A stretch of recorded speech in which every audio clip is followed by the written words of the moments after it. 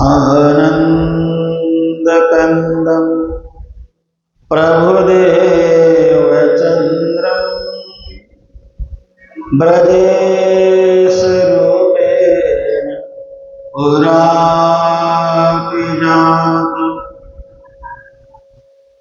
प्रवेश्य प्राप्तं प्रियप्राणनाथं परेशपूर्णं सततं नमामि। ब्रह्मप्रिया जागरणाय जातः सर्वस्य पाता भवसिन्धुत्रात् हे ज्ञानदाता निजधर्मदाता दीनैकबन्धो शरणं प्रपद्ये। बन्धो श्री सद्गुरु चरण भवजलतारण पार कुमति विनाशन सुख कर्ण गर्भ प्रहारण करुणा सागर अमित गुण चरण कमल के माय सुखकारी शीतल सदा सद्गुरु पद के छाय। ब्रह्मानंद परात्पर सो सतगुरु निज रूप परम पार सुख देते हैं सुंदर रूप अनूप। श्री प्राणनाथ सतगुरु परम बिनव करे प्रणाम। उघरहि विकट कपाट उर सुमिरत जिनके नाम। प्रथम लागू दो चरण को धनिये न छुड़ायो चिन्ह। लाख तरी लाल एरिया मेरे जीव के ही इन पांव तले पड़ी रहूं। धनी नजर खोलो पलनावालो निरखो नेत्र मेरे जीव के यही जीवन। ये चरण निमखना छोड़िए राखिए पाहन जे निस्वत हक अरस के मेरे जीव के यही जीवन। सदा महामति दाहिने सन्मुख सुंदर शांत नाम लेत छत्रसाल को सिद्ध होए सब काम। मंगल कृष्ण प्रणाम है मंगल धर्म प्रकाश मंगल सुंदर साथ है मंगल धाम उदास। मंगल सुंदर साथ है मंगल धाम उदास। धाम धनी धनी जी हमारे धाम।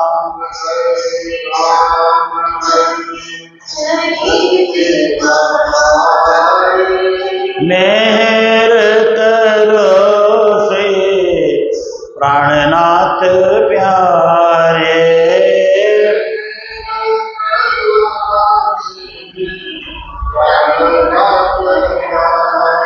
हे धाम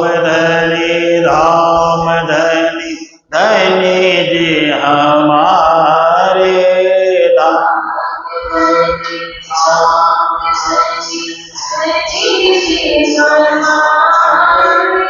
मेर करो श्री प्राणनाथ प्यारे।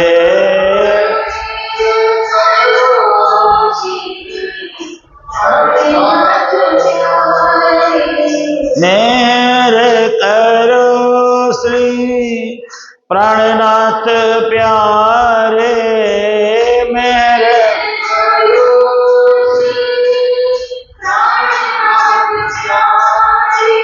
मेरे करो श्री प्राणनाथ प्यारे।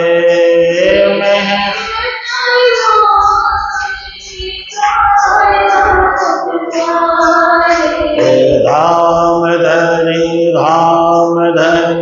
धनी जी हमारे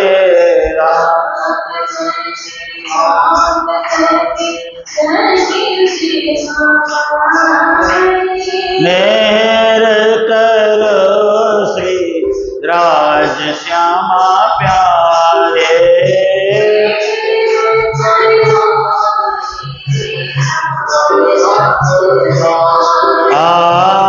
मेरे करो श्री धनी जी हमारे।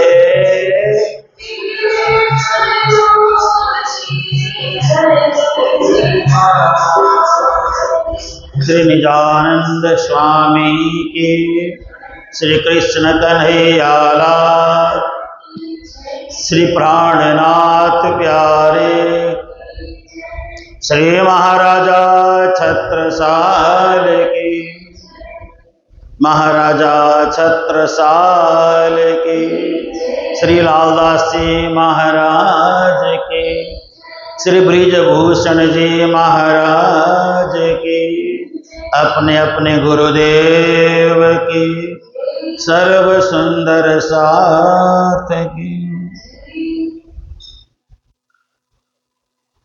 विधि सो कई श्री महामत निज छत्र साल सो सब व्यक्त लखी छत्र साल चरण प्रसाद ब्रजभूषण लयो कच स्वाद ब्रजभूषण लयो कच स्वाद। परमहंस पूरब ऋषि सतगुरु चरित अगाध सुनत बढ़्यो आनंद निज लागी मूल समाध। त्यों मूर्ख के हृदय में हर्ष वृद्धि नहीं होए विदु किरणन ज्यों कूप नहीं बड़े सिंधु अति सोए। बरस अष्टलों कच्छ में सतगुरु करयो निवास चले देश हल्लार को नौतन नगर प्रकाश। यह आज्ञा निज मूल की लखी सात नहीं और ल्याई प्रगट पूर्व समय श्यामा को ते ठौर। नवतन नगर विषय तहाँ कीन्हो आई निवास देह संबंधी कुटुंब सब मिले आई बहुपास। मात पिता कर सहित कीन्हो लखी विश्राम नगर पाल कुतवाल को लीनो कागद काम। परमहंस पूरब ऋषि प्रणाम सुंदर साजी सबको प्रणाम। महान बुद्धि के सागर सदगुरु महामती श्री प्राणनाथ जी महाराज जिनके परम शिष्य महाराजा छत्रसाल जिनके अति प्रिय शिष्य श्री ब्रिजभूषण जी महाराज के द्वारा रचित यह वृत्तांत मुक्तावली श्री बीतक चर्चा का रसास्वादन आप हम सब कर रहे हैं। आप सब सुंदर साथ अत्यंत भाग्यशाली हैं कि साल में एक बार अपने सद्गुरुओं की जीवनी को हमें आत्मसात करने का सुंदर अवसर प्राप्त हो जाता है। कभी किसी के मुखारबिंद से कभी किसी के मुखारबिंद से, लेकिन बात तो एक ही चीज है, पड़ोसी तो एक ही चीज जाती है। कहने की अपनी अपनी शैली होती है, बोलने का अपना अपना ढंग होता है, बताने की अपनी अपनी कलाएं होती है, लेकिन बात तो वही की वही है। बड़े आनंद से आप हम सब श्रवण कर रहे हैं। देखिए आजकल इंटरनेट के माध्यम से भी दूर दूर बैठ कर के लोग बीतक चर्चा का आनंद लेते हैं। लोगों का टेलीफोन आता है, समाचार आता है, हमने आपकी बीतक सुनी, हम यहां बैठ करके आपकी बीतक सुन रहे हैं। आपने मुझे पहचाना? मैंने कहा मैं तो नहीं पहचानता हूं। अरे हम रोज आपकी बीतक सुनते हैं, 4 बजे से 5 बजे, इतने बजे हम आपके साथ जुड़ जाते हैं।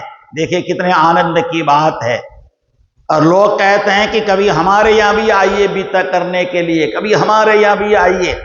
मैंने कहा मुझे चंडीगढ़ के सुंदर साथ छोड़ते ही नहीं है, तो मैं आ ही नहीं सकता, आप इंटरनेट से ही सुन लो। क्योंकि यहाँ के सुंदर साथ इतने प्रेमी हैं, इतने प्रेमी हैं, मेरे को कहीं जाने देते ही नहीं है, इसलिए मैं तो यही बीतक करता हूँ। और यहाँ के सुंदर साथ को नई नई बातें सुनने का बड़ा शौक होता है। और इस साल बताओ, अगले साल सब कुछ याद रहता है सुंदर साथ। अगले साल बताओ, अगले साल सारी बात याद रहती है।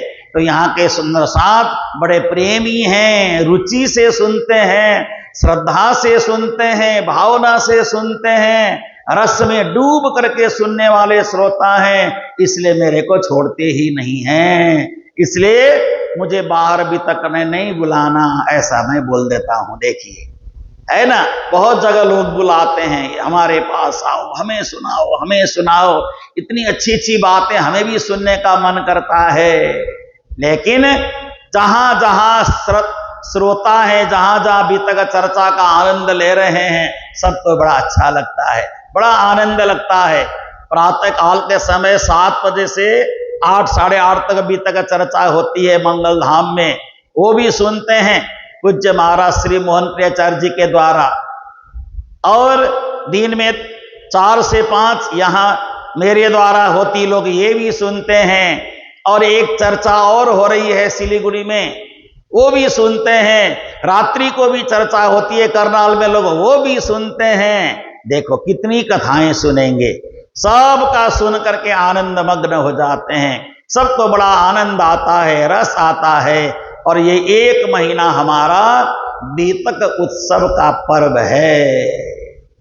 अब देखिए सदगुरु देवचंद्र जी महाराज करीब करीब 8 वर्ष पर्यंत रहे। कहाँ रहे? 8 वर्ष पर्यंत कहाँ रहे? कच्छ देश में रहे। 8 साल रहे सदगुरु देवचंद्र जी महाराज।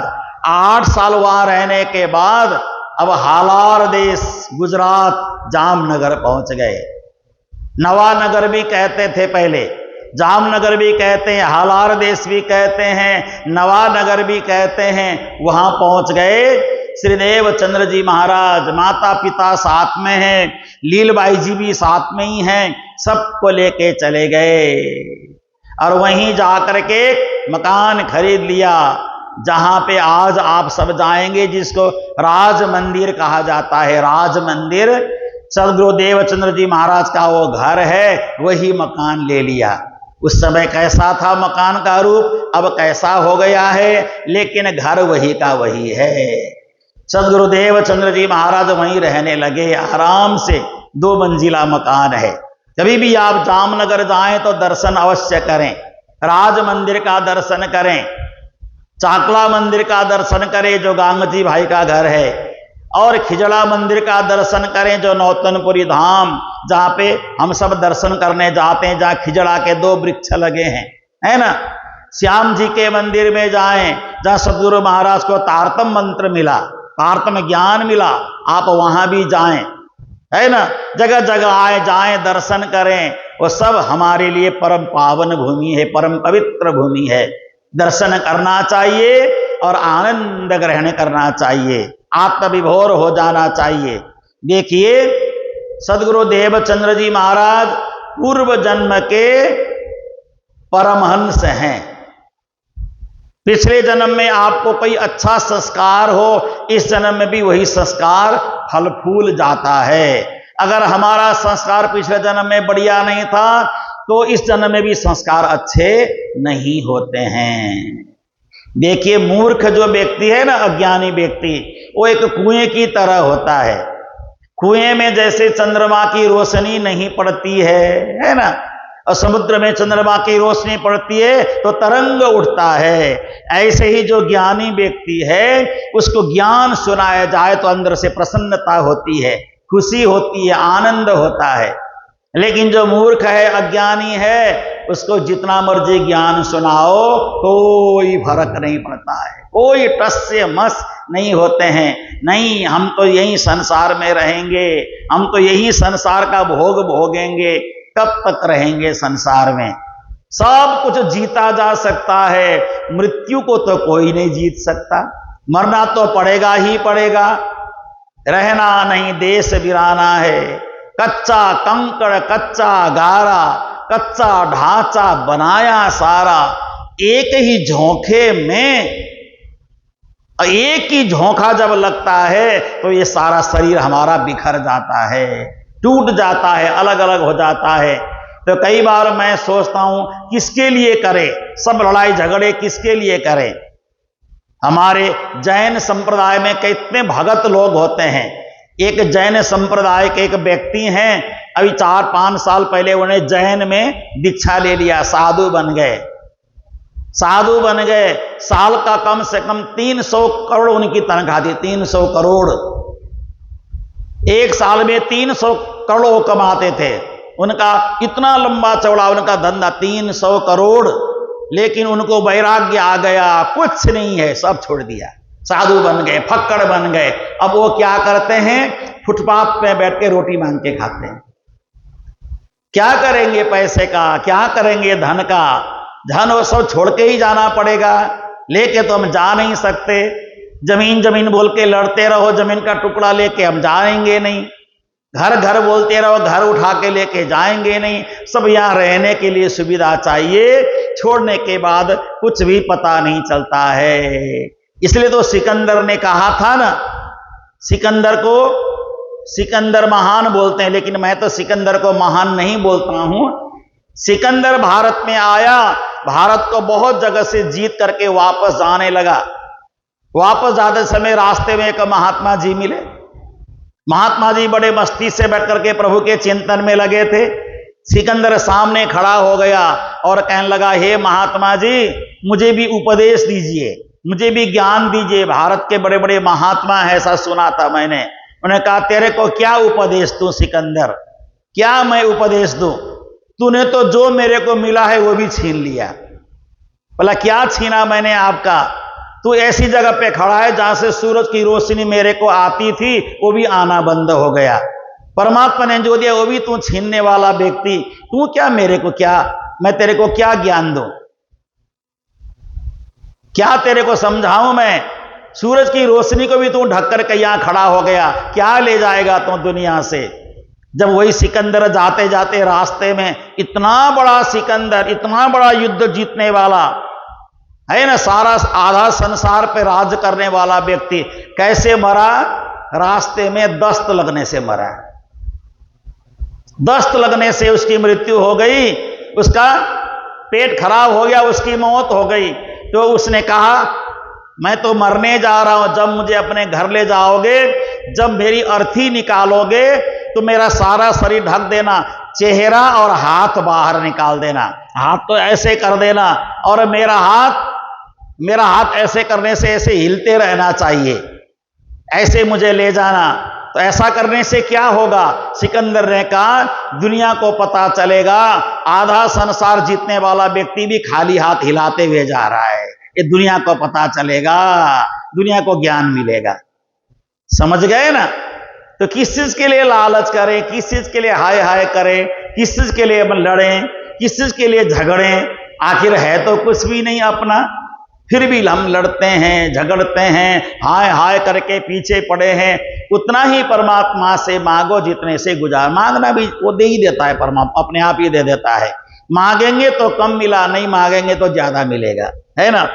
तो सदगुरु देवचंद्र जी महाराज हालार देश जामनगर नवानगर पहुंचे। वहां पहुंचने के बाद पूरे परिवार के लोग भी वहीं आकर के बस गए। और सदगुरु देवचंद्र जी महाराज सोचने लगे, अब यहां रह करके मैं क्या करूं, खाली तो बैठ नहीं सकता, मेरे अंदर तो कुछ पाने की लालसा है, कुछ मिले ऐसी मेरी इच्छा है। तो एक दिन मत्तू मेहता जी ने जामनगर के राजा के यहां पे, वहां के दीवान के यहां पे एक लिखा पढ़ी का काम ले लिया। मुनीम का काम करते थे ना, ये लिखा पढ़ी का काम ले लिया। अब बैठ करके क्या करेंगे? तो पिताजी ने कहा, हे देवचंद्र जी, तुम यहीं बैठो, अपना काम करते रहो, घर को सेटिंग वेटिंग करो, मैं नौकरी करने जाता हूं, थोड़ा धन कमा के लेके आता हूं। वैसे तो ईश्वर की कृपा से धन की कमी नहीं है, फिर भी खाली बैठ के हम क्या करें। तो पिताजी जाते थे, जा करके दीवान के यहाँ पे दिन भर का लेखा जोखा हिसाब लिख देते थे और उनको जो महीने में तनख्वाह मिलती लेके आते थे। ये करने लगे पिताजी मत्तू मेहता जी। माता कुंवरबाई घर में रहती हैं, लीलबाई जी भी घर में ही हैं। तो एक दिन क्या हुआ, पिताजी ने कहा देवचंद्र जी को, हे देवचंद्र, मैं तो कहीं जा रहा हूं, एक दो दिन मुझे लग सकता है बाहर किसी काम में, अगर किसी कारणवश दीवान ने अगर बुला लिया तो आपको भी हिसाब किताब का मैंने सब सिखा रखा है, ये कुछ काम कर देना, वहां जा करके कुछ काम करके आ जाना, ऐसा बोल करके सदगुरु देवचंद्र जी महाराज को बोला। तो देवचंद्र जी महाराज ने भी कहा, ठीक है, अगर बुलाएंगे तो मैं चला जाऊंगा, नहीं तो अपने आप तो नहीं जाऊंगा। ऐसा सोचा, बुलाएंगे तो चला जाऊंगा। अब क्या हुआ, एक दो दिन चार दिन में ये काम सामने आया। मंत्री को, दीवान को काम पड़ गया कोई हिसाब किताब लिखने वाला काम। तो वहां पे जा करके एक व्यक्ति को भेजा, एक व्यक्ति को कहा, जाओ जा करके मत्तू मेहता जी को बुला के लाओ, अगर वो नहीं हो तो उनके बेटे को बुला के लाओ, थोड़ा हिसाब किताब का काम हमारा रहता है, वो सारा यहां करना है। तो व्यक्ति बुलाने के लिए गया, एक बंदा बुलाने के लिए गया। देवचंद्र जी महाराज सुबह 9 बजे के समय, 8:30 9 बजे के समय वो व्यक्ति पहुंचा, दरवाजा बंद था, अंदर बैठ करके प्रभु का संकीर्तन कर रहे थे। बड़े मधुर स्वर में संकीर्तन गा रहे थे, बड़े आनंद से संकीर्तन गा रहे थे, इतनी मस्ती में संकीर्तन गा रहे थे, उनको पता ही नहीं चला कोई बुलाने के लिए आया। उसने दरवाजा का कुंडी बजाया, बहुत बार आवाज लगाई, लेकिन सदगुरु को कुछ नहीं पता चला। बड़े मस्ती से गाते रहे, बड़े आनंद के साथ गाते रहे, इतनी मस्ती से गाते रहे। तो आधा घंटा तक वो बाहर बैठा रहा। आधे घंटे के बाद जब उनका गाना उस व्यक्ति ने सुना, तो सुनने के बाद देवचंद्र ने सारा काम पूरा हो गया, दरवाजा खोला, बाहर एक बंदा बैठा हुआ मिला। अरे आप, मुझे आए आधा घंटा का समय हो चला है और मैं तो पिताजी को लेने आया हूं, आपके पिताजी को। नहीं, पिताजी तो कहीं गए हुए हैं। तो पिताजी नहीं है तो आपको ही लेके आना बोला है, चलिए आप चलिए, यहाँ के राजा ने आपको बुलाया, दीवान ने आपको बुलाया है। तो देवचंद्र जी महाराज चले गए, कापी कलम जो भी व्यवस्था है उसके हिसाब से, कुछ हिसाब का काम है आपको करना है, तो चले गए। तो वहां जा करके है ना, अच्छे वस्त्र पहने, जैसे घर में सामान्य वस्त्र पहनते हैं, यहाँ पे लिखा है अच्छे से वस्त्र पहने, बढ़िया वस्त्र पहने, और वहां से चले गए। और जा करके वहां पे देवचंद्र जी महाराज ने उनका जो लेखा जोखा हिसाब था वो सारा कर दिया। करने के बाद जब देवचंद्र जी महाराज निकलने लगे, तो उस सेवक ने कहा मंत्री को, दीवान को, अरे दीवान साहब, आज अच्छा मौका मिला है, देवचंद्र जी हमारे पास आए हुए हैं, ये ना बहुत बड़ा गाना गाते हैं, बहुत बढ़िया, इतना बढ़िया गाना गाते हैं, तो इनसे गाना सुन लेते हैं, इनसे एक पद सुन लेते हैं, भजन सुन लेते हैं। तो कोतवाल ने देवचंद्र जी को कहा, तुमने आपने सारा काम तो कर ही दिया, चलो मुझे एक भजन सुना दो, एक गाना सुना दो, बढ़िया गाना सुना दो। तो उस समय सुनी के यह कुतवाल तब बातें कहत बनाई, गान करो एक विष्णु पद मोचिता तिया कुलाई। विष्णु पद का मतलब होता है भगवान का भजन गाओ, कोई भगवान के नाम का कोई पद सुनाओ मेरे को। तो उस समय सदगुरु देवचंद्र जी महाराज ने कहा, देखिए मंत्री साहब, मैं किसी की फरमाइश सुन करके भजन नहीं गाता हूं। चार बंदे बैठ करके मेरे को कहें कि आप भजन सुनाओ, पद सुनाओ, मैं वो नहीं सुनाता हूं। मैं मेरे ठाकुर जी को प्रसन्न करने के लिए अकेले में बैठ के मैं प्रभु को सुनाता हूं पद, और किसी को नहीं सुनाता हूं। ये गाना बजाना मेरे बस की बात नहीं है। मैं तो अपने मस्ती में, जब अपनी मस्ती में होता हूं तो परमात्मा को रिझाने के लिए मैं पद गाया करता हूं, अपनी ही धुन में गाता हूं। अब यहां बैठ करके मैं ये गाने वाला काम नहीं करूंगा, ये फरमाइश मैं आपकी पूरी नहीं कर सकता। तो कोतवाल ने अभद्रता के साथ देवचंद्र से व्यवहार किया।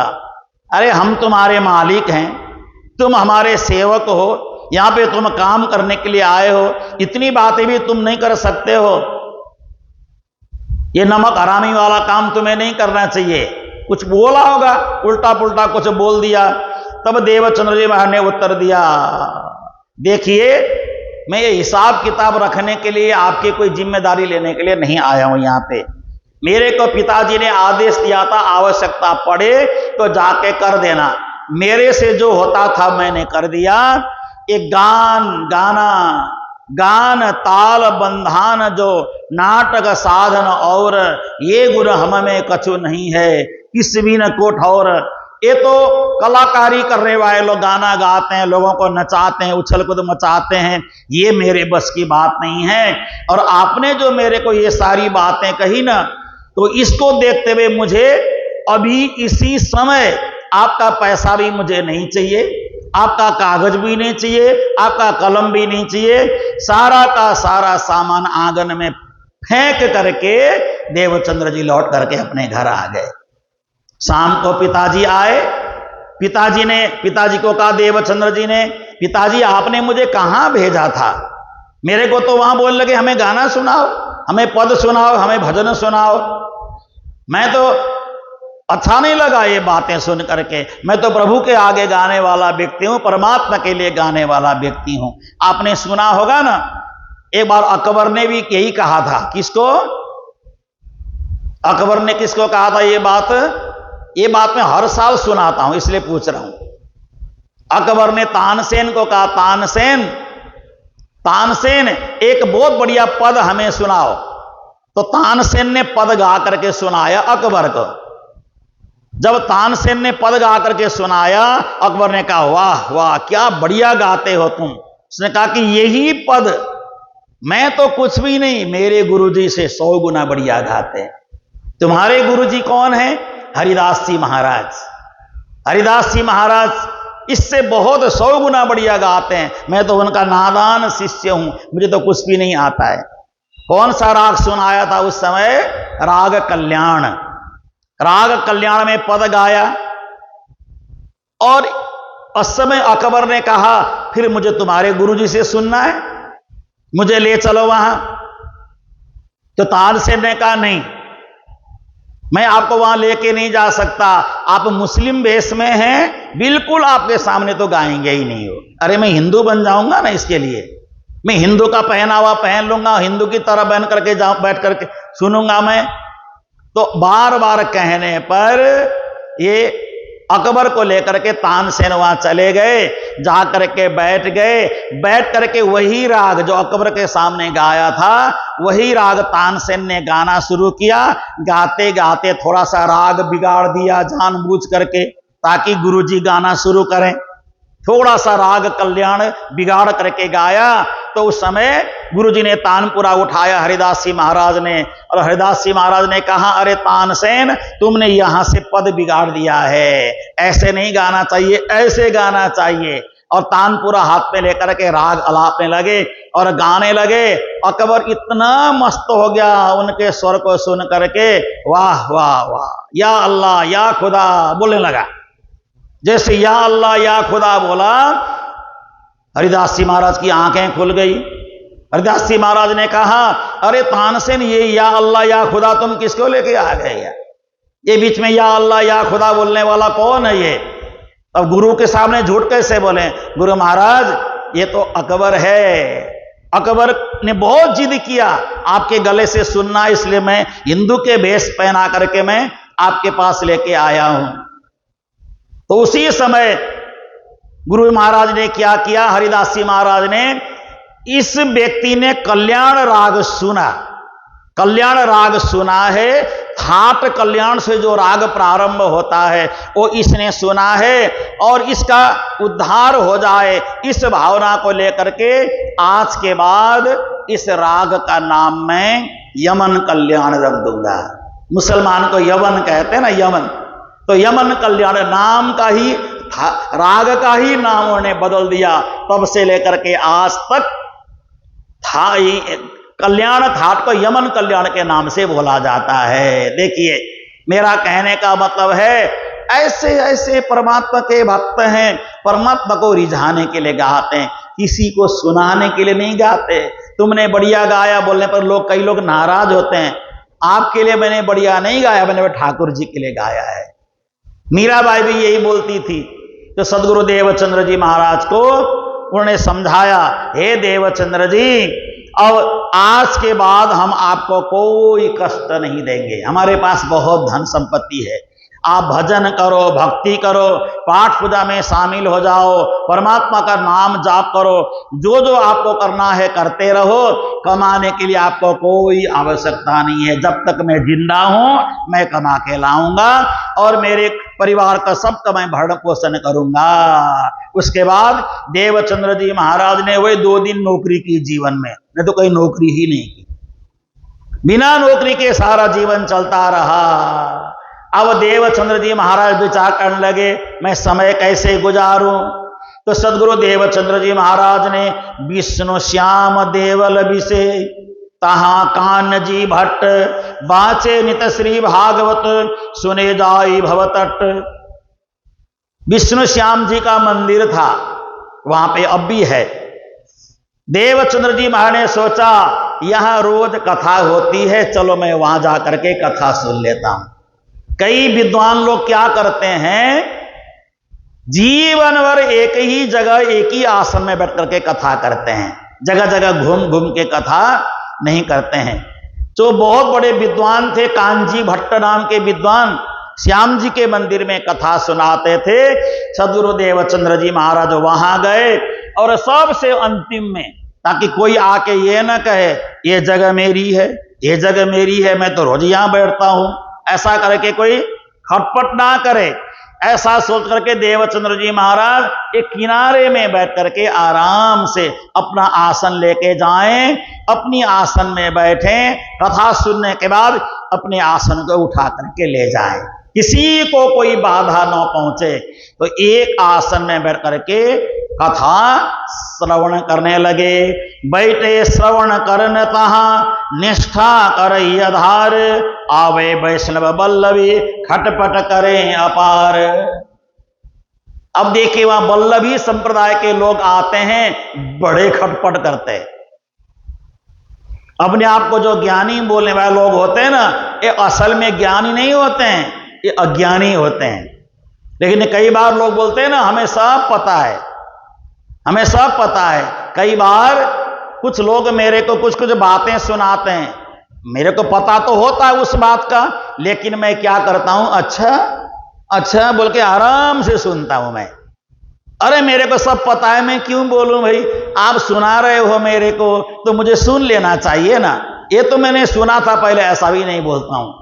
आप मुझे कुछ भी बात सुनाओ, मैं ध्यान से सुनूंगा, क्योंकि आपके मुंह से सुनने का, मेरे कान को पवित्र करने का पावन अवसर जो मिल रहा है, ये तो जन्म जन्म का कोई पुण्य कर्म का फल होगा जो आपसे कुछ सुनने को मेरे को मिलेगा। तो अपने आप को तो धीरज रख करके सुनना पड़ेगा ना। कई बार लोग मेरे को बोलते, गुरुजी ऐसा नहीं ऐसा, ऐसा नहीं ऐसा। अच्छा ऐसा है क्या, चलो ठीक है। मैं कभी विरोध नहीं करता हूं किसी बात का, कुछ भी मुझे सुनाए आराम से सुनता रहता हूं, है ना। सबकी बातें मानने का सुनने का आदत है, मानता नहीं हूं। सुनता तो सबकी बातें हूं और मानता मैं अपना ही हूं। राज श्याम राज श्याम राज श्याम कहिए, राज श्याम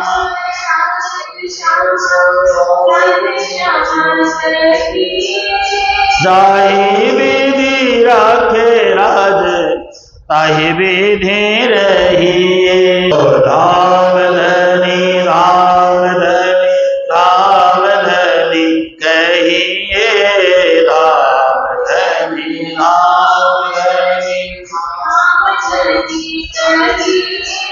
धाम धनी कहिए, प्यारे परम धाम जाइए। राम धनी कहिए, श्री सद्गुरु महाराज की। निष्ठाबंध पूर्वक कथा सुनने लगे। देखिए, निष्ठाबंध का मतलब होता है नैष्ठिक नियम से एक आसन में बैठ करके रोज कथा में जाना ही जाना है, कथा सुनना ही सुनना है, चाहे जो मर्जी हो जाए। आंधी आए, तूफान आए, बरसात आए, लेकिन कथा में जाके बैठना ही बैठना है। कथा का एक दिन की कथा भी चूकना नहीं है, वो भी एक दिन नहीं, 14 साल तक। 14 बरस लो निष्ठा बंद, बचन ग्रहे सारी सनंद। कई जप तप किए व्रत नेम, सेवा स्वरूप स्नेह अति प्रेम। ये जो तारतम है ना, जो निज नाम मंत्र जो हमें गुरु महाराज से मिला है, देखिए ये ऐसे प्रकट नहीं हुआ है, ऐसे श्री कृष्ण ने आकर के नहीं कहा है। सदगुरु देवचंद्र जी महाराज जन्म से लेकर के 40 साल की उम्र तक इसी तरह से मेहनत करते रहे, तो 40 वर्ष की उम्र में तारतम प्रकट होता है, ये मंत्र प्रकट होता है, निज नाम मंत्र, तारतम मंत्र। इसको सामान्य नहीं समझना चाहिए, इसको सामान्य रूप में नहीं लेना चाहिए। ये तो तारक मंत्र है ना, हम सभी के जीवन को सदा सदा के लिए उद्धार करने वाला मंत्र है। लेकिन मंत्र का जप निरंतर करना चाहिए, कम से कम 1 माला 2 माला 4 माला।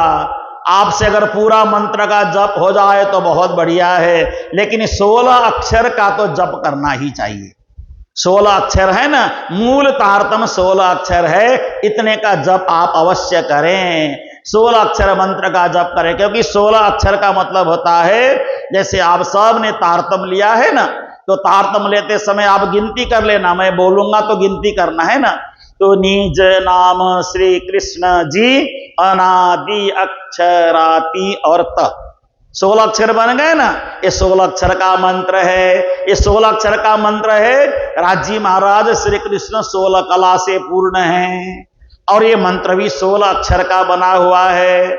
और 16 अक्षर के मंत्र से 16 कला से परिपूर्ण राज्य महाराज को प्राप्त करना है, उनको जानना है। तो यही तारतम मंत्र है, ऐसे सामान्य मंत्र नहीं है। सबसे उत्कृष्ट मंत्र 16 अक्षर का शास्त्रों में माना गया है। वैसे 14 अक्षर का भी मंत्र होता है, 12 अक्षर का भी मंत्र होता है। ओम नमो भगवते वासुदेवाय, ये 12 अक्षर का मंत्र है। ओम को एक ही अक्षर में गिना जाता है, ओम एक ही अक्षर है तो इसमें कई अक्षर, लेकिन ओम बोलने से एक ही अक्षर में गिना जाएगा। नमो भगवते वासुदेवाय, ये 12 अक्षर का मंत्र है। कोई कोई 14 अक्षर का मंत्र है, जैसे हरे कृष्ण कृष्ण कृष्ण हरे हरे, हरे राम राम राम हरे हरे। ये कितने अक्षर का हो गया? 16 दूनी 32 अक्षर का हो गया। इनका भी ऊपर 16 नीचे 16, 32 अक्षर का है। तो अलग अलग मंत्र होता है, तो 16 अक्षर के मंत्र को पूर्ण मंत्र माना गया है शास्त्र में। इसलिए इस मंत्र का जप करें, इतना जप करें, इतना जप करें, जप हमारे रोम रोम में रम जाए, इतना जप करना है, और कुछ बात दिमाग में आए ही ना। अब देखिए सदगुरु देवचंद्र जी महाराज कथा सुनते हैं आराम से। तो कांजी भट्ट है ना, कई बार क्या होता है, सारे श्रोता होते हैं लेकिन एक श्रोता अच्छा होता है।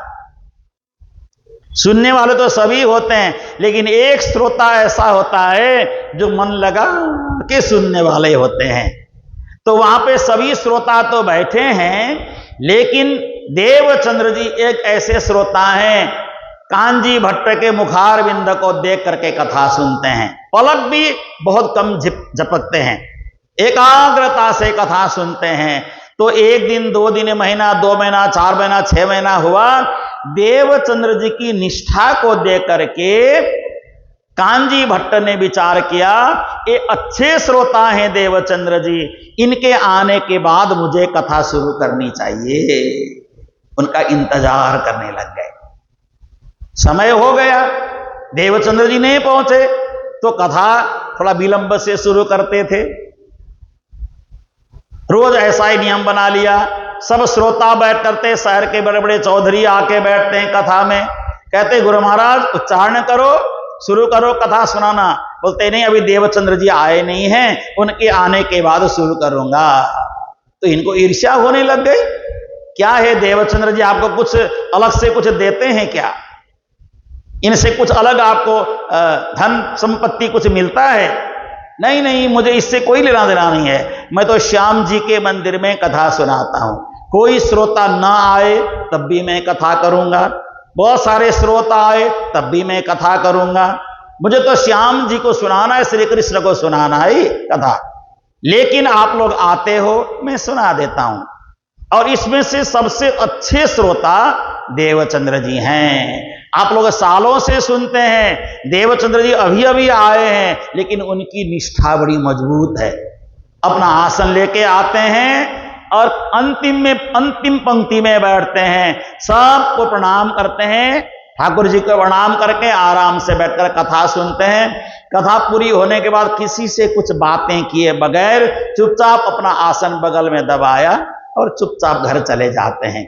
ऐसा श्रोता मैंने अभी तक नहीं देखा। एक श्रोता का नाम मैंने सुना है, सुखदेव जी महाराज कथा सुनाने के लिए बैठे तो राजा परीक्षित एक ऐसे श्रोता थे, 7 दिन 7 रात आंखों को इधर उधर किए बगैर कथा सुनते रहे। अब दूसरे श्रोता मैंने देवचंद्र जी को देखा है, मुझे इनसे क्या लेना।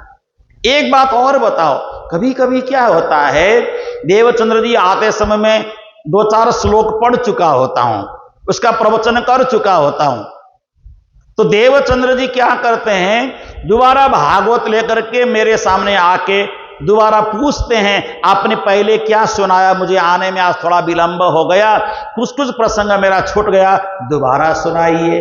लेकिन आप लोग कभी ऐसा करते हो, मेरा ये प्रसंग छूट गया मुझे दोबारा सुनाना, कभी ऐसा बोलते हो? नहीं। बेचारे चौधरी लोग सब चुप हो गए। अभी तक उनकी मूछें ऊपर थी, मूछें नीचे आ गई। चौधरियों की मूछें झुकना तो बड़ी नुकसान वाली चीज है। बड़ी चिंता में आ गए, अरे देवचंद्र जी तो यहां जीत गए, यानी हम हार गए। अब इनका नियम था देवचंद्र जी की गलती ढूंढें। देवचंद्र, यहां तो देवचंद्र जी जीत गए, लेकिन ऐसा भी प्रसंग कहीं आ जाए जब देवचंद्र जी की गलती पकड़ में आए, तो गलती पकड़ में आने पर हम इनको पकड़ लेंगे। ऐसा सोच करके अब रोज देवचंद्र जी की गलती, कथा में सब लोग बैठते हैं, सब लोग देवचंद्र को देखते हैं, कैसे बैठा है, कैसे हिलता है डुलता है, गलती निकालना है ना उनकी। कथा सुनने नहीं आते कोई भी, देवचंद्र जी की गलती निकालने आते हैं। उनको ईर्ष्या हो गई ना, एक गरीब आदमी बेचारा, जलन हो गई सबको। कथा में किसी का मन नहीं लगता है। देवचंद्र जी कोई प्रश्न पूछे तो उधर देखते हैं, सब लोग मुड़ करके देवचंद्र जी क्या पूछने वाले हैं, पता नहीं कोई गलती तो नहीं पूछेंगे। ऐसा करते करते समय गुजरता हुआ गया, समय व्यतीत होता हुआ गया, और सदगुरु देवचंद्र जी महाराज नियम पूर्वक कथा सुनने के लिए आते हैं।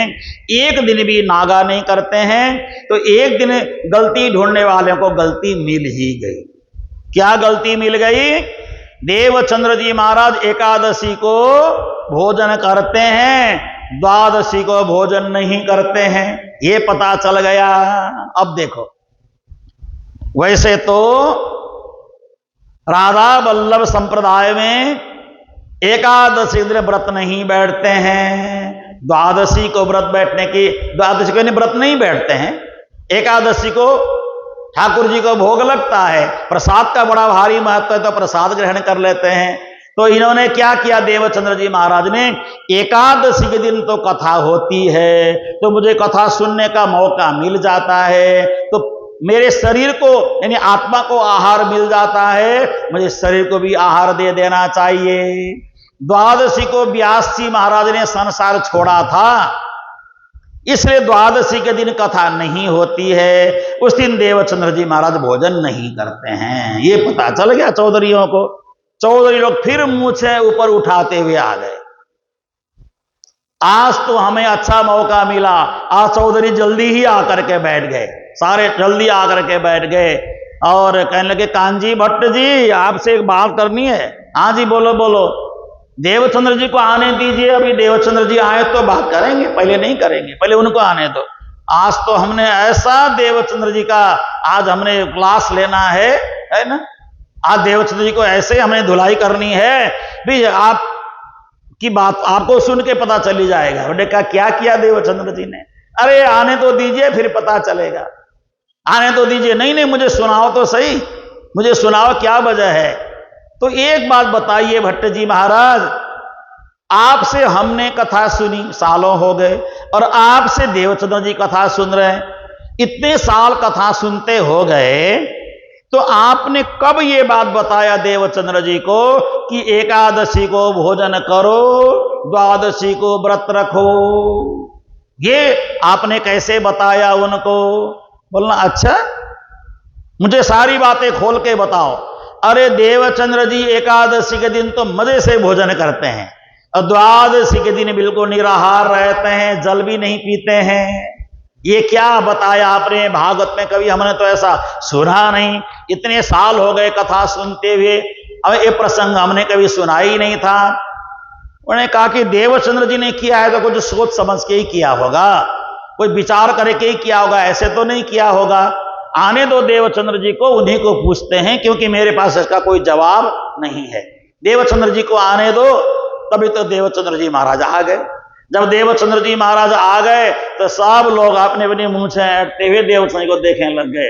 देवचंद्र जी सोचते हैं कि क्या हो गया आज, सब मुड़ मुड़ के मेरी ओर क्यों देख रहे हैं, मुड़ मुड़ के मेरी ओर क्यों देख रहे हैं, अपनी मूछें ऐंठते हुए देख रहे हैं। क्योंकि मनुष्य क्या है, जब किसी की गलती मिलती है ना तो मूछें ऐंठते हुए बात करता है ना, ऐसे हाथ फेरते हुए बात करता है, मेरी तो है ही नहीं कैसे फेरूं।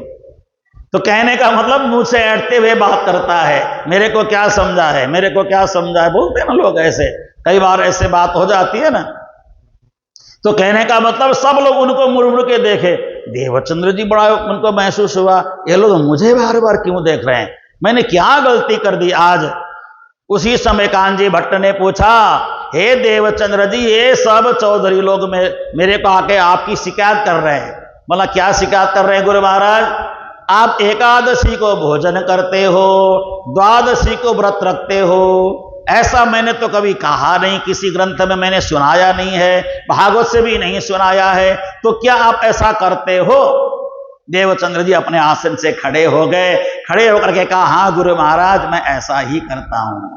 तो सारे चौधरी बोलने लगे, जवाब दो जवाब दो जवाब दो जवाब दो, सब चिल्लाने लग गए, क्योंकि सबको ये पता देवचंद्र जी के पास इसका कोई जवाब नहीं है। सबने कहा जवाब दो जवाब दो जवाब दो, चिल्लाने लगे। तो देवचंद्र जी ने कहा, हे गुरु महाराज आपने तो कभी भी ऐसा नहीं सिखाया, न मैंने ऐसा कभी सीखा है, लेकिन मैंने अपने विचार से ऐसा सोचा है, एकादशी के दिन ठाकुर जी को तो भोग लगाना ही पड़ेगा।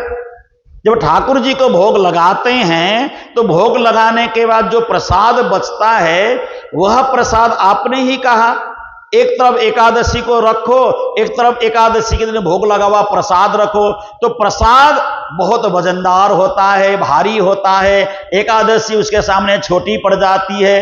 एक तो आपने यही बात बताया था।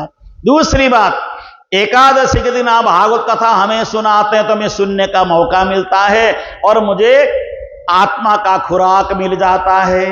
जिस दिन आत्मा का मुझे खुराक मिलता है उस दिन परमात्मा को भोग लगाया हुआ प्रसाद मैं ग्रहण कर लेता हूं। द्वादशी को आत्मा में कुछ भी खुराक नहीं मिलता है, भागवत सुनने को मुझे मिलता ही नहीं। द्वादशी को मैं व्रत रखता हूं, कुछ भी नहीं खाता हूं, और आप ही ने ये सारी बातें एक दिन कथा में बताया था।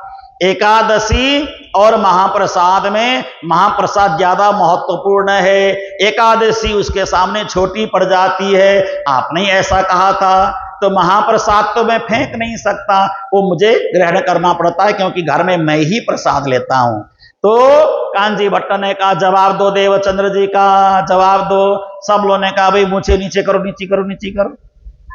सबने मुझे नीचे उतार लिया, जवाब ही नहीं किसी के पास। अब क्या करें, किसी के पास कोई जवाब ही नहीं है, सब परेशान हो गए। अरे देवचंद्र जी, आपके प्रश्न का तो कोई जवाब हमारे पास है ही नहीं। तो सदगुरु देवचंद्र जी महाराज को कांजी भट्ट ने कहा, हे देवचंद्र जी, मैंने सुना है कोई कोई लोग भागवत के बहुत मेहनत करने पर भागवत की एक डाली में पहुंचते हैं। एक डाली में, भागवत में 12 डालियां हैं, 12 शाखाएं हैं। भागवत में 12 शाखा में से एक शाखा में कोई कोई विद्वान पहुंचते हैं, लेकिन आप तो 12 डाली की भी छोटी डालियां, टहनियां, उन टहनियों में लगने वाले पत्ते, उस पत्ते के नस नस में आप पहुंच गए हैं। श्री सदगुरु महाराज की। देखो, भागवत सुनने का मतलब होता है भागवत के एक एक रहस्य को जान करके श्रवण करना। ऐसे भागवत सुनने का कोई लाभ है ही नहीं। निष्ठा से सुने, भक्ति से सुने, श्रद्धा से सुने, समर्पण से सुने। यही बात श्री देवचंद्र जी की कथा से हमें पता लगना चाहिए। या तो कथा श्रवण करने आए ही ना आए तो पूरी श्रद्धा के साथ कथा श्रवण करना चाहिए, मन लगा करके श्रवण करना चाहिए। अब ये तो होता हुआ गया। अब इधर सदगुरु देवचंद्र जी महाराज जी की उम्र हो गई 37 वर्ष। देवचंद्र जी महाराज जब 37 वर्ष के हो गए तो विक्रम संवत 1675 के दिन, संवत 16 से अधिक, नारियल तैयार है ना, संवत 16 से अधिक सप्तति पंच बखान, पूर्ण ब्रह्म प्रगट भय, प्रेम सहित ले ज्ञान जियावर, धाम धनी की जय, सुंदर वर प्राणपति की जय। विक्रम संवत 1675 को पूर्ण ब्रह्म परमात्मा का आवेश श्री महाराज ठाकुर के तन में, शरीर में प्रवेश होकर के मत्तु में धनभाई और केशवराय जी के घर में चौथे पुत्र के रूप में प्रकट हुआ।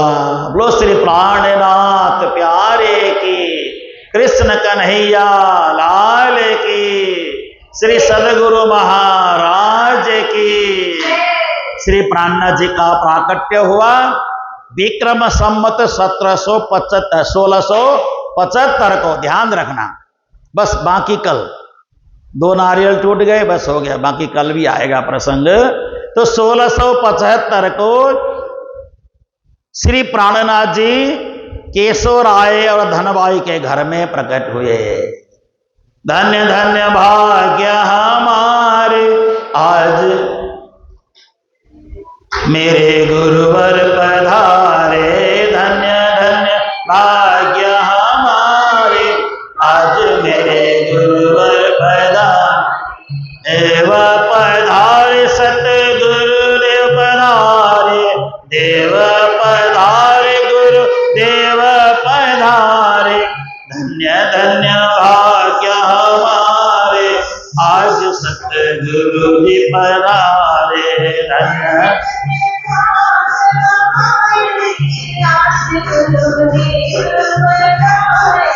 धन्य बाई के आंख के तारे, धन बाई के आंख के तारे, के सबके राज दुलारे आज गुरुदेव पधारे।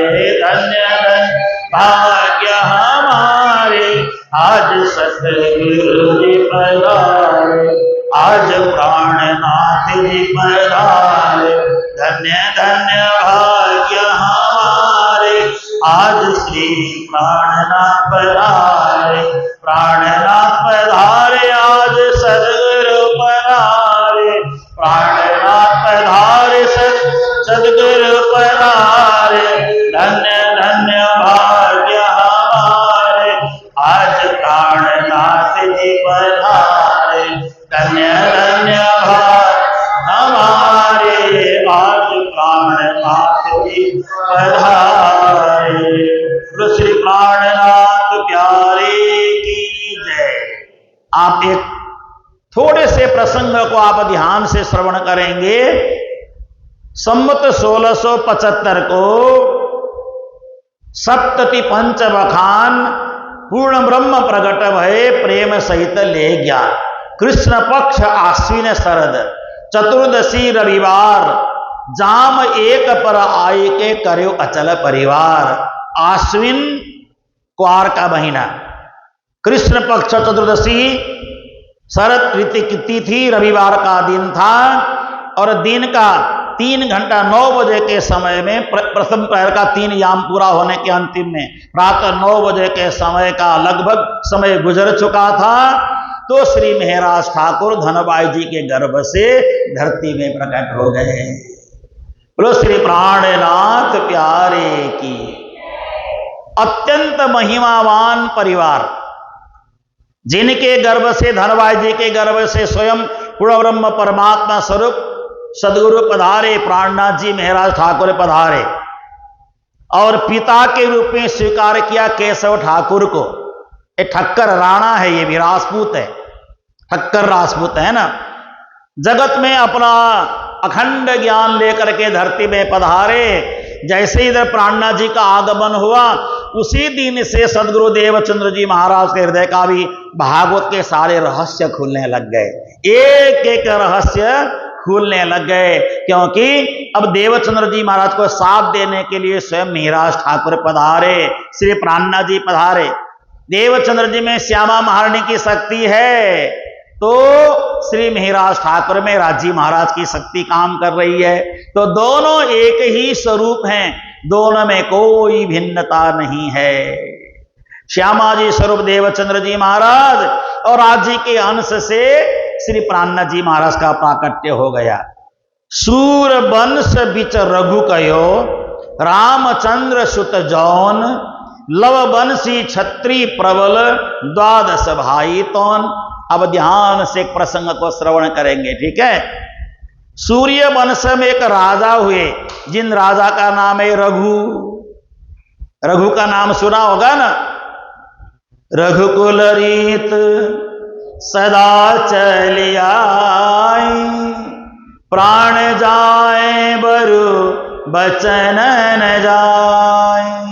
रघुकुल में आगे जाकर के बहुत सारे राजा हुए। खटवांगा दीर्घबाहुश्च रघु तस्मा पृथुस्रवाः, अजस्ततो महाराज तस्मात् दशरथो भवेत्। इसी वंश में आगे जाकर के राजा अज हुए, फिर दशरथ हुए, फिर भगवान श्री रामचंद्र जी हुए।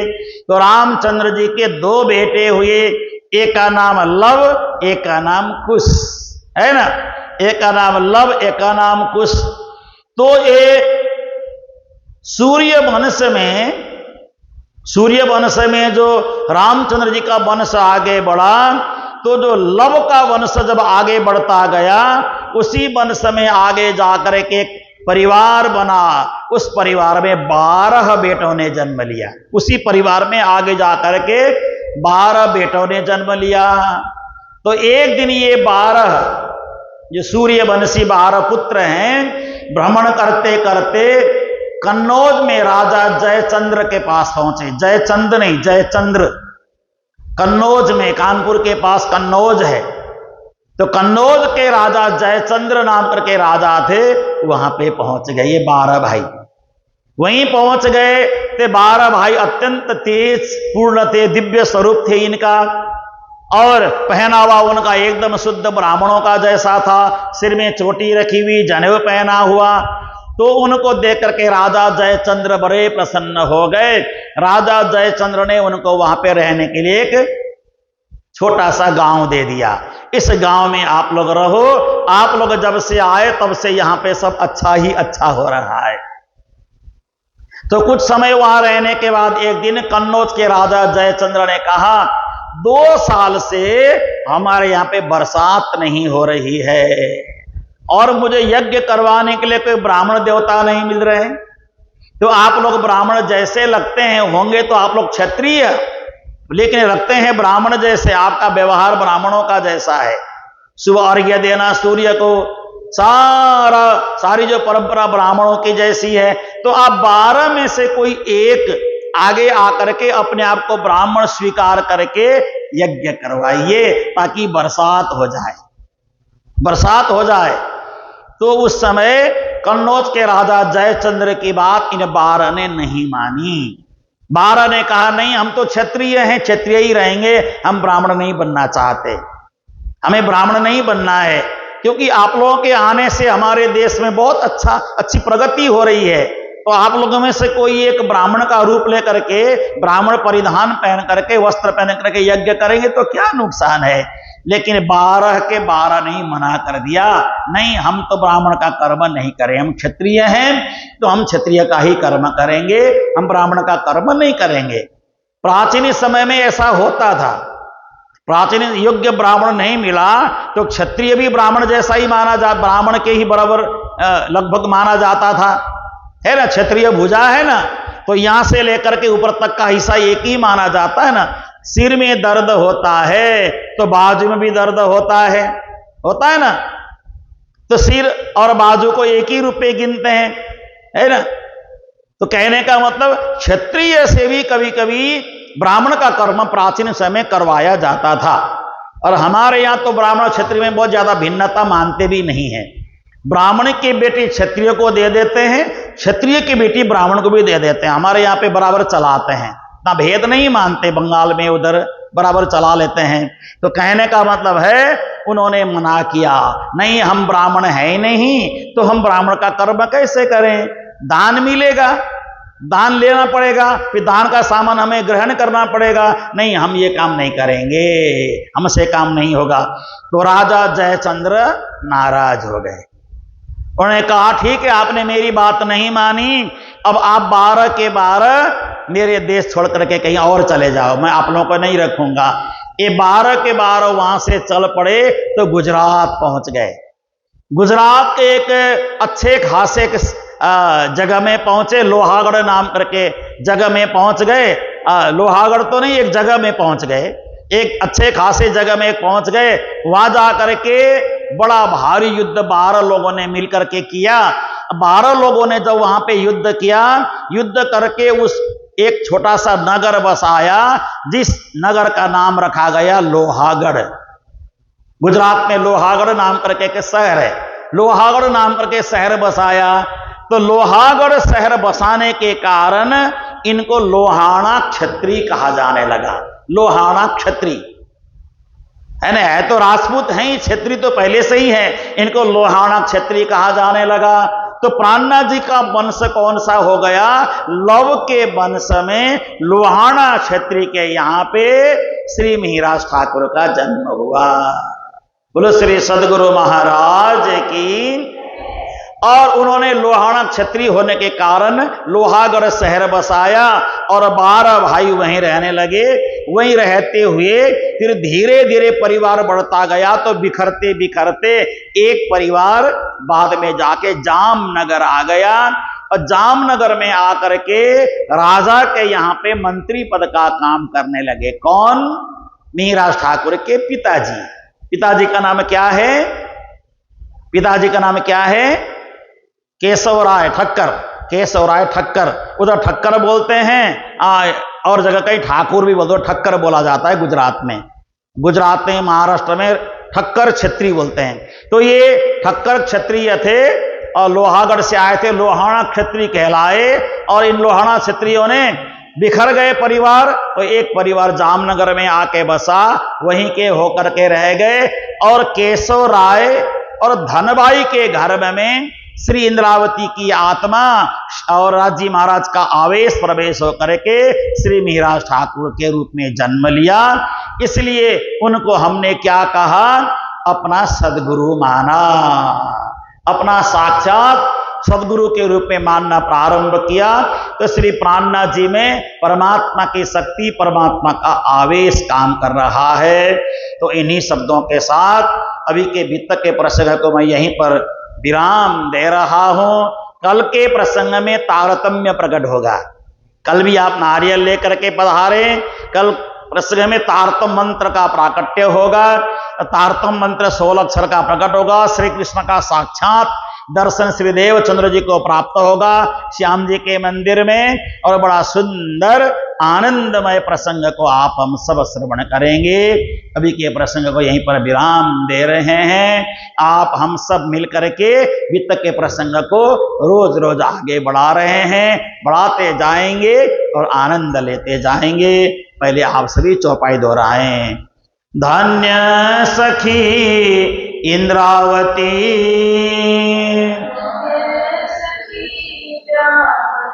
तारतम्य पति संग, ले उतरी ध्रुव ले तहा,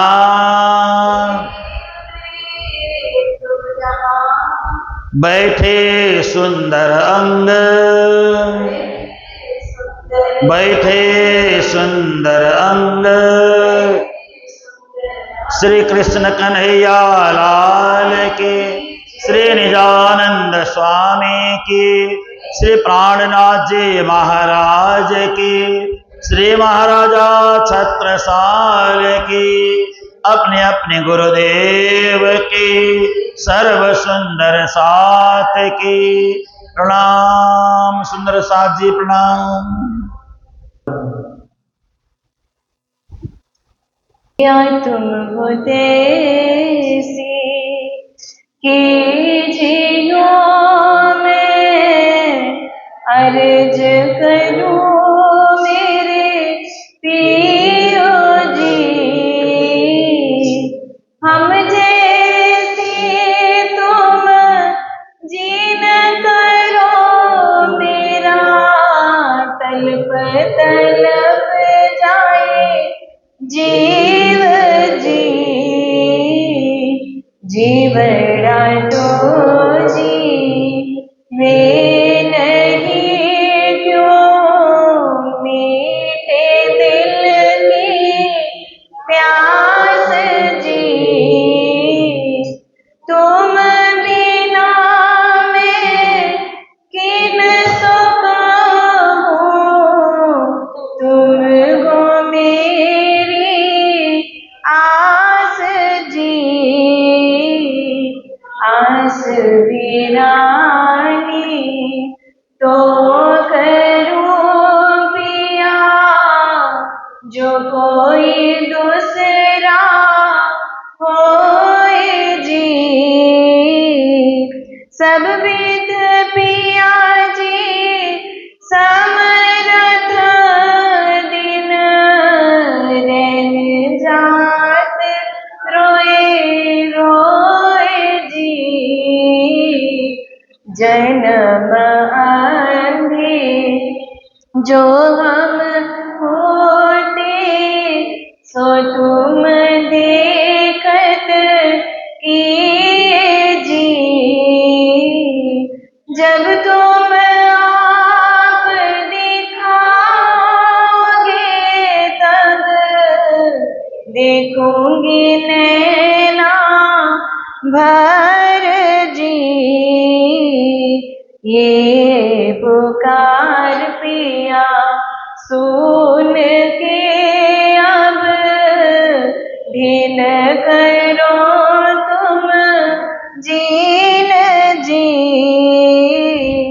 छिन छिन खबर जो लीजियो मैं, अर्ज करूं मेरे पियो जी, एती अर्ज में तो करूं पिया,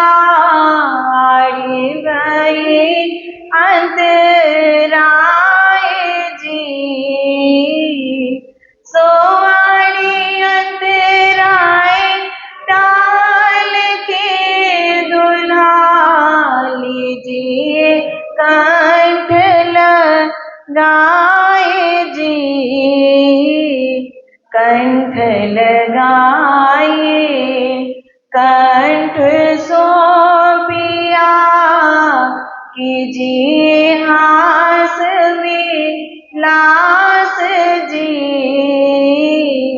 वारने जाए सिरे इंद्रावती पिया राखो कदमों के पास जी। तुम दुल्हा मैं दुल्हन और न जानो बात जी।